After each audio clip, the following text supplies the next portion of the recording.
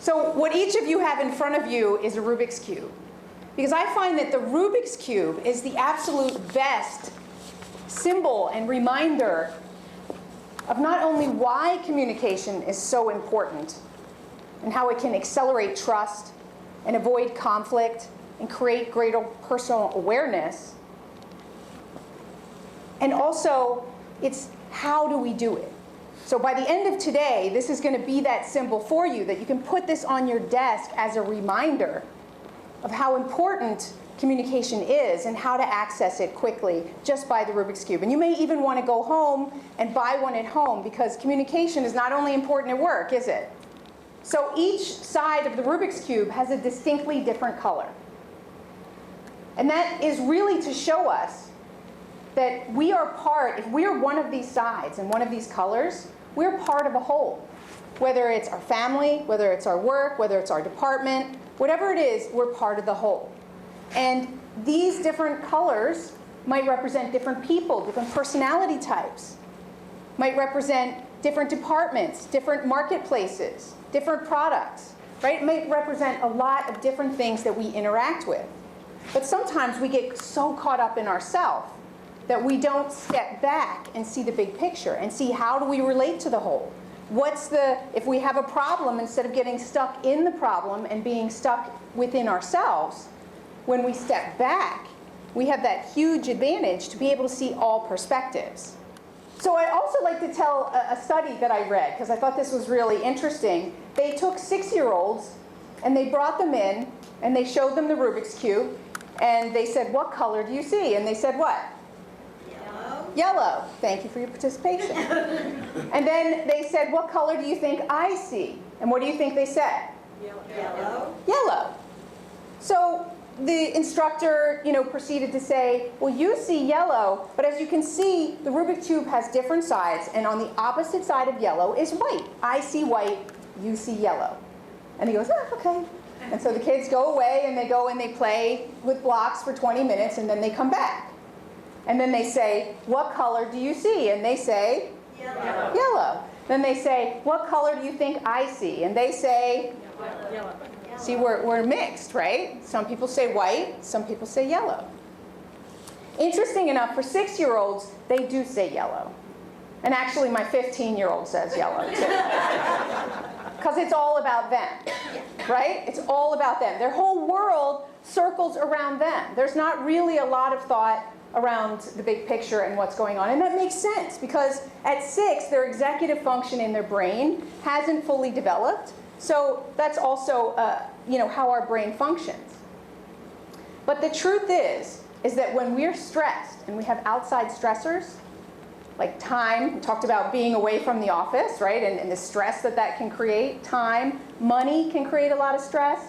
Health situations or any other circumstance, what do you think happens to us? We go back to being focused on ourselves.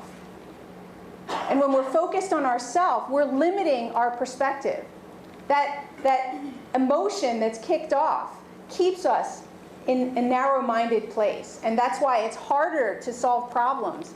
It's more difficult to build trust and avoid conflict, because we're stuck in the problem. We become part of the problem. So we have to take regular time and focus to step back and look at where we are. What's most important right now? What are my priorities? Who and what am I interacting with? Where communication can absolutely boost productivity, or it can totally tear it down. So I was just a part of a reorganization with a direct marketing company, and we were selling off certain pieces of the organization and reorganizing. And through this process, I was working with the CEO of the parent company, who was a market research company. And after this whole reorganization was super successful, my boss from the CEO of the market research company, he came to me and he said, "Listen, I have a position for you to come on the executive team of the market research company, and I'm creating a new position for you for strategy and innovation." So strategic projects and innovation. And because the work we had done together, he was impressed, and we worked well together. And I was super excited. And all I could think about was me. didn't realize that at the time, but I was thinking about, wow, this is a real elevation of me. This is a new position. This is greater pay. This is that corner office, and really I was super excited. And I was excited to work with the team, but I was a little bit focused on me. And through that focus on myself, I failed to realize that I hadn't actually interviewed with anyone else from the executive team, and I didn't know any of them. So I went on the basis that everyone was in agreement that this position would be created for me. So there's nothing worse than starting an organization and starting with everyone against you as you first start. And that's what happened. I'm super excited. I think we're going to do great things together. And I have up here toxic waste because it was a toxic environment. Because not only were they not included in that process, so my boss under-communicated with them. And sometimes we do that, and it creates fear, stress, mistrust when we either over-communicate or under-communicate. So we need to be aware of what's the right level for the context of what we're in. So not only were they upset, probably, that they weren't involved in that decision, but I didn't know that my boss, the CEO, was going to retire in 2 years. So that meant they were all vying for his position, which wasn't my ambition, but they didn't know that, so they saw me as a threat. And to add to this, this was in Switzerland, where it's a very male-dominated, chauvinistic environment, and so they weren't happy that this position was created for a woman. And I found all this out as I started. And so they blocked me every chance they got. I mean, you can imagine if I'm responsible for strategy and innovation, my projects cut across all the divisions. So in a matrix organization, I didn't have any direct employees working for me, so I had to influence, but I didn't have that direct report.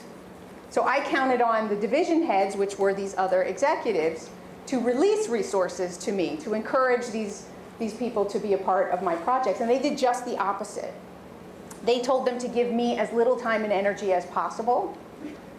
If I came up with a new idea, it was always, you're an outsider, you don't know how it works here, we've tried that before. Everything that they could do to block my success. And so I'm a pretty positive, outgoing, upbeat person, and I normally would get out of bed and I'd be excited for the day, but not at this period in my life. I would get up, and before I'd even get to work, I'd be frustrated and depleted, because I knew the resistance that I was going to come upon day after day. It was like Groundhog's Day, like a bad one. And despite a positive attitude, that didn't help me, because there were other skills that I really needed. Because wherever we are, we get to where we are with the skills that we have, but we hit a plateau, just like in karate, like I said. We hit a plateau where those skills, maybe they don't work anymore, or they need to be applied differently. And so I didn't have the skills that I needed to deal with this situation. And it was very frustrating, and it was really lonely. Have you ever been in a situation that was toxic? Maybe it's a negotiation, or even in your family. Could be a conversation that you had to have. And just raise your hand so I can see, right? So you know how draining it is. And if you haven't been in one yourself or had a toxic situation, then you probably know someone else who had. And you could feel how draining it was for them. But because of karate, they drummed into my head that winners never quit and quitters never win. So quitting wasn't an option for me, right? The only way out was going to be through. And so in this situation, I decided I had to do something about it. So I went to my boss, and he was also noticing that it wasn't working so well with the executive team. And so he hired me a coach. And I worked with that coach, and that coach introduced me to behavioral psychology. And that made all the difference for me, because it made that those unconscious choices and reactions and emotions, it made all of that conscious. So now I was at a choice, right? I could choose the way that I wanted to show up because I was aware of it. And so that's what I want for you too, is a heightened awareness so that you can make a choice. Because the point of our thought, and that's why my TEDx is called The Energy of Thought, so you definitely want to check that out because it'll reinforce some of the things that we're talking about here, is that when we think about our thoughts, we actually have 70,000 thoughts a day. 70,000! That's crazy! And if you're under a stressful situation, you might even have more than 70,000. My brother, he's an analytical person, and he says he has 150,000, which he probably does. But the interesting fact is that scientifically they've seen that 5% of those thoughts are new. Only 5%. That means we repeat the same thoughts over and over again. So if we're not aware of what meaning we're giving a situation, or what expectations that we actually are putting on a person or a circumstance, then we're not a choice. I mean, we are, but we're not aware of it, right? So becoming more aware of that, especially the expectations, because that's going to impact our feelings, how we feel about the situation we're in. Do we take it as stressful and go into fight or flight mode? Or do we take it as a challenge? Or do we get curious? I know you can think of the difference that it would make is if you took something that it was personal and that it was an attack against you versus that it wasn't. So for instance, in a totally different context, one of the most difficult communication challenging situations is a divorce. I was in a divorce process, and because I had already had this experience with the management team, I was more self-aware and more emotionally intelligent. So I was really clear, what meaning am I giving this? And I felt betrayed. I mean, I'm not telling you that I didn't feel upset about the situation. But I chose to give it a different meaning. I chose, on one side I could say that he was a liar and a cheater, and on the other side I could say that he was the greatest mentor that I ever had. And so whatever story you repeat, that's the meaning that you give it. That's also how you're going to feel inside, and that's how you're going to show up. And I knew for my kids, in that particular situation, that I needed to be the bigger person, that I needed to do it for them, and I needed to show up in a certain way. And you can do that at home, and you can do it at work. You can be that example for other people. You can be that influencer, that leader.